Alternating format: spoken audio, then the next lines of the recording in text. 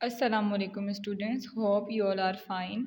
We studying the chapter number 3 biodiversity and our today topic is two kingdom classification. Two means दो. Kingdom is the largest taxon.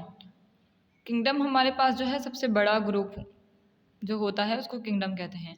इसके बाद जो है हम classification की बात करते हैं. तो a method in which organisms are classified into groups and subgroups. ऐसा मेथड जिसमें ऑर्गेनिजम्स को ग्रुप्स और सब ग्रुप्स में डिवाइड किया जाए. जो टू किंगडम क्लासिफिकेशन है हमारे पास वो जो है हमें जो साइंटिस्ट थे वो एरिस्टोटल जिनको हम अरस्तु कहते हैं. तो जो टू किंगडम क्लासिफिकेशन वाला मेथड है वो हमें एरिस्टोटल ने दिया था. He classified the all organisms into two groups on the basis of their mode of nutrition.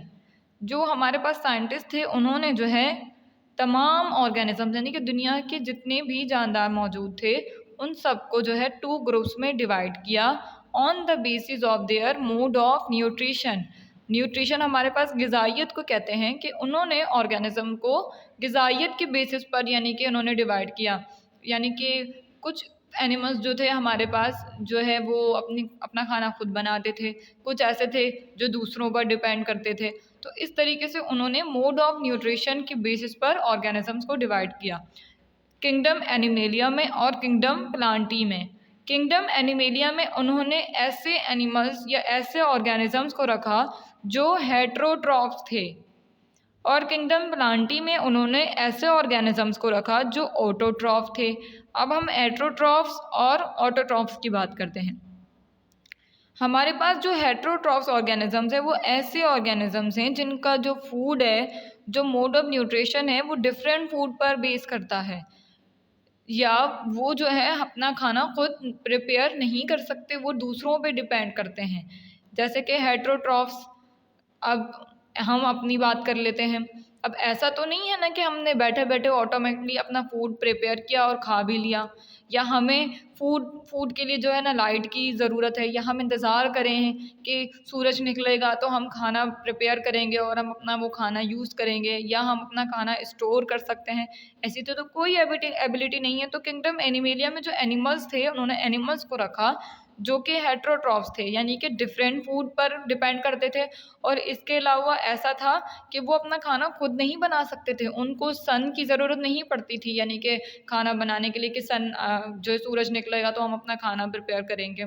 ऐसी कोई बात नहीं. तो और ऐसा भी नहीं था कि वो अपनी बॉडी में फूड कई कई घंटों और कई कई दिनों के लिए फूड स्टोर कर लें, ऐसा भी नहीं था. और उन्होंने जो बाकी के ऑर्गेनिज्म थे उनको किंगडम प्लांटी में रखा. किस बेसिस पर? ऑटोट्रॉफ्स के बेसिस पर. ऑटो मीन्स हमारे पास ऑटोमेटिक कह रहे हैं और ट्रॉफ्स मीन्स फूड है. तो ऑटोमेटिक फूड जैसे कि हम प्लांट्स को देख लें तो प्लांट जो है वो सूरज की मौजूदगी में जो है अपने रूट से पानी लेते हैं और इसके अलावा जो है सन की मौजूदगी में फोटोसिंथेसिस करते हैं. फोटोसिंथेसिस का अमल हम इंशाल्लाह आगे जो है डिस्कस करेंगे अच्छे से. वो फोटोसिंथेसिस करते थे किसकी मौजूदगी में? सूरज की मौजूदगी में, कार्बन डाइऑक्साइड की मौजूदगी में और पानी की मौजूदगी में वो अपने ग़िज़ा बनाते थे. अब आपने किसी प्लांट को ऐसा तो नहीं देखा ना कि वो दुकान से आटा लेकर आ रहा है या रोटी पका रहा है या सालन बनाने की उसको ज़रूरत है. तो प्लांट जो है ना किसी पे डिपेंड नहीं करते थे, वो जो है ना अपना खाना खुद ऑटोमेटिक तरीके से बनाते थे. जैसे कि जो प्लांट्स हैं उनको पता है भाई दिन होगा तो सूरज निकलेगा तो उनको पानी चाहिए और उनको जो है ना कार्बन डाइऑक्साइड उनके पास होगी तो इस तरीके से वो अपना फूड बना लेंगे. ऐसा तो नहीं है ना प्लांट निकल गए सड़कों पर चलते हुए और जो है ना वो खाना मांगने लग गए कि हमें खाने दे दो, या पड़ोसी के पास गए चीनी दे दो, शक्कर दे दो. ऐसा तो कुछ नहीं है ना कि वो पड़ोसियों के पास जाएँ कि भाई हमें आटा चाहिए, हमने रोटी बनानी और हमने खाना बनाना अपना. तो प्लांट्स इस तरीके से यानी कि नहीं होते, वो किसी पर डिपेंड नहीं करते एनिमल्स के मुकाबले में. तो जो हमारे पास अरिस्टो साइंटिस्ट थे उन्होंने ऑर्गेनिजम्स को जो है मोड ऑफ न्यूट्रिशन के बेसिस पर दो ग्रुप्स में डिवाइड कर दिया. एक ग्रुप को उन्होंने नाम दिया किंगडम एनिमेलिया जिसमें उन्होंने तमाम एनिमल्स को रखा और इसके अलावा जो है उन्होंने किंगडम प्लांटी में ऐसे ऑर्गेनिज्म रखे जो अपना खाना खुद बनाते थे. यह हमारे पास था उनका जो है टू किंगडम क्लासिफिकेशन. अब टू किंगडम क्लासिफिकेशन तो उन्होंने बता दी और एनिमल्स को जो है डिवाइड भी कर दिया.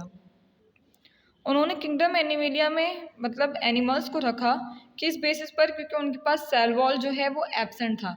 जो एनिमल्स होते हैं उनके पास सेल वॉल प्रेजेंट नहीं होता, इसलिए उन्होंने जितने भी एनिमल्स थे जिनमें सेल वॉल एब्सेंट था उन्होंने किंगडम एनिमेलिया में उनको रख दिया। और बाकी के जो बचे plants, bacteria, fungi, algae etcetera जो माइक्रो लिविंग ऑर्गेनिजम्स थे उन्होंने उनको किंगडम प्लांटी में डाल दिया। किस बेसिस पर कि उनके पास जो है सेल वॉल प्रेजेंट था। तो उन्होंने जितने भी ऑर्गेनिज्म थे जिनके पास सेल वॉल प्रेजेंट था उनको किंगडम प्लांटी में डाल दिया था। अब शुरू में तो ये एक्सेप्टेबल था टू लिविंग ऑर्गेनिजम्स, मतलब इस तरीके से उन्होंने ऑर्गेनिजम्स को डिवाइड किया, तो शुरू में तो ये एक्सेप्टेबल था। लेकिन बाद में क्या हुआ, इस पर स्टडी किया गया और इसमें डिफेक्ट्स आने लग गए।